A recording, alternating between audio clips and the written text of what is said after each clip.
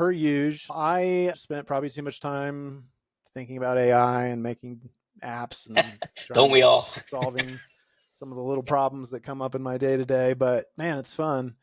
And What have you been so doing? a ton of apps. In fact, there's a bunch of stuff. I'll show you a few of the demos that I did make over the weekend, but there's more than I really want to take the time to go through. And yeah, that is a humble brag a little bit, but Yeah, you've been busy. mostly it's I want to save all those for other things.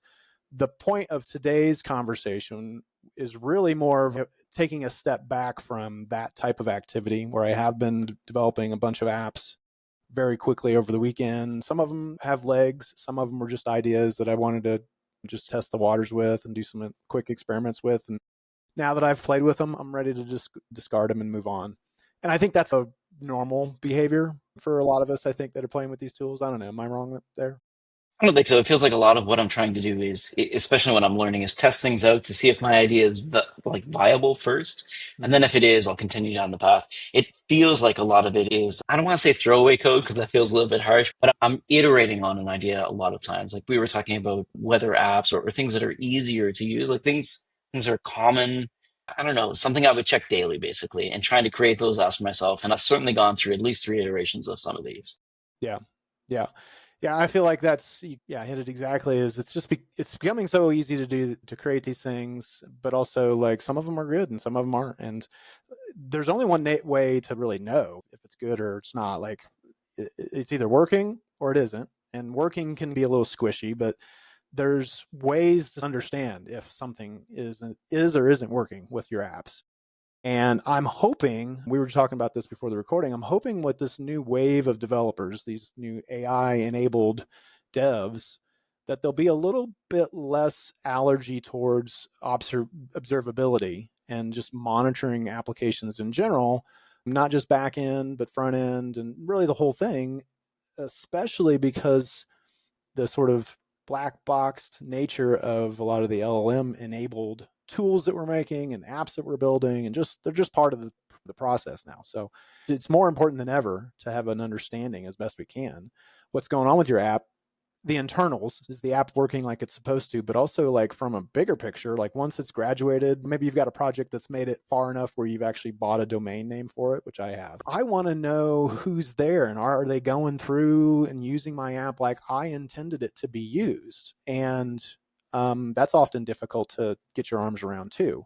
But at that phase of where this app is, for me to continue investing more into it, I really need that feedback of what are my users doing, even though they might just be friends that I've shared my link with. But those are my users, and I need to know I built it for them, and I need to know if it's working. And also, is it secure?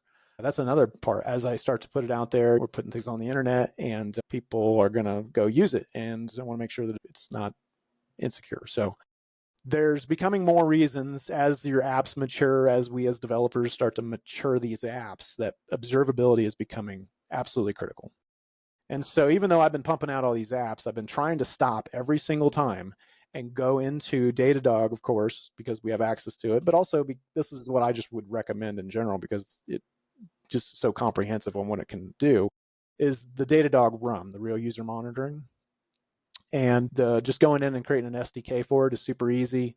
And then you copy and paste that and drop it right into your IDE, whatever you're developing in, or whatever tool, your AI agent that you're using. And it Oh works like a wait, charm. so you're not posting that into the code? You're putting that into the chat prompts? So here's the thing. If it's just a basic, yeah, if it's just a basic HTML file, that it's not a really complex application, it's not React, there's no TypeScript, just HTML. I'll just go in and copy and paste that in because that's super simple for me to Gotcha. do that. Where it gets a little bit more complicated is in apps like React and Right. I've others. certainly made like those enterprisey React apps for this stuff everywhere. Yeah. Yeah, and these are a lot more. There's a lot more going on in these apps, and they're calling different parts of the application. They're calling different APIs.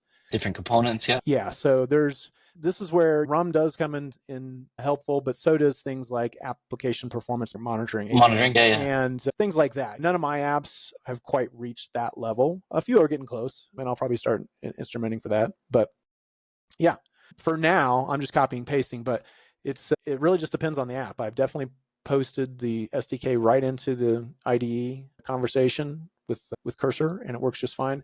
Now, one thing that might set off a little bit alarms. Let me show my screen here Something. because it's pretty simple to create what you need in Datadog to get the SDK. And over in Datadog, if you go over to the left here into digital experience and then real user monitoring here, where I usually typically start is in manage applications. And this will Gotcha. take you to like a list of all your applications, all your non-instrumented ones that have something going. You started the process, but it hasn't quite connected the dots yet. And then your active ones. Sorry, were you Mhm. about to say something? Yeah, it feels like for me, real user monitoring, it's a bit of a term, but it feels like it's something that's loaded as the user session is loaded. Is that what we mean by that type of monitoring? Because when we're talking about black box, like there's a lot of ways to measure the inputs and the outputs and ascertain what's happening. But a lot of times what I want to do is inject code right into the app itself. And that seems to be what you're doing here. Yeah, exactly. Yeah, we're just using a script. There's a couple different ways that you set it up to get the SDK to then just copy and paste. So I'll actually go through the process here because I've got another one that I do on instrument, but we probably won't go through the whole process here. But up in the upper right, you'll just do new application. Now, in this case, we were kind of looking through some of my different applications that I've been building over the weekend. This one's fun. I don't know if are you familiar with Chit? Do you know who Chit is? Oh, Chit is great. You might have to get on TikTok to learn more. But Fair enough. Do It Lady is Chit. So anyway, I don't have anything instrumented for Chit. There's no monitoring. So what I would do would be come in here and say, this is, I did like that printer though. Listen, that's nice yeah, and you like that? nostalgic. And then this was just going to be, I'll just make it a vanilla JavaScript app. And then we'll say this is, Okay, I see the code. Yeah, I gotcha. let me make this a little bit larger here. Whoop, too far. And then I usually take my sample rate and just put it up all the way to the top because I don't get Right, that many. because you're testing around. Yep, makes Yeah, sense. exactly. And then this, you can decide if the implementation want to be npm CDN sync or async. Async. I Okay, often go with async. It seems to work every time for me. gotcha. And then over here, we just copy and paste this, and I go back into my editor of choice and drop it in there. Or I remember this one because this is hound at the top. Yeah, fair enough. yeah. Anyway, we're trying to keep this short, so I'm not going to go through the whole process of cloning that locally because I was developing that on a different machine. But at the end of the day, we would then be able to come in to our summary here and see up at the top, we can change it to different apps. So I've got a few different ones in here that we could go look at, but the AI tools lab one, it probably has the most activity here in just the past week. There's been 18 views, although I don't know if this all dialed in just yet in terms of what a view actually counts as. Yeah, at least it's showing the routes as well, which I think is important. So when we're thinking about the site, I think the main thing is that if we're thinking about like that funnel, so users hit the main page, and my question then is always, what do they do next? And it looks like they're hitting episodes. Once in a while, they hit about. I think that is actually telling in terms of the way people are using your tool once you've then deployed it. Yeah, that's a good point. There are some other add-on things here in terms of what this interface here. We could go and check out the product analytics. I'm not going to go do a deep dive into that per se, but that's getting into what you were talking about in terms of understanding stuff. We can go see things really from like a product perspective. It's product analytics. But Gotcha. yeah, we could come into the session replay and take a look at one of the recent users as they browsed around on the site and how that interaction went. Very Again, cool. Yeah, I can see the image is loading a little bit slower, which makes me think maybe I should look at the way we're using images. That's really uh, cool. yeah, yeah, we could, Singapore too. Okay, again another hint. yeah, absolutely. So pretty fun stuff. But anyway, I just wanted to share that. And I think between observability, putting some sort of monitoring, and again, I don't care if it's Datadog, but to put something on these apps so that you understand what's going on with them.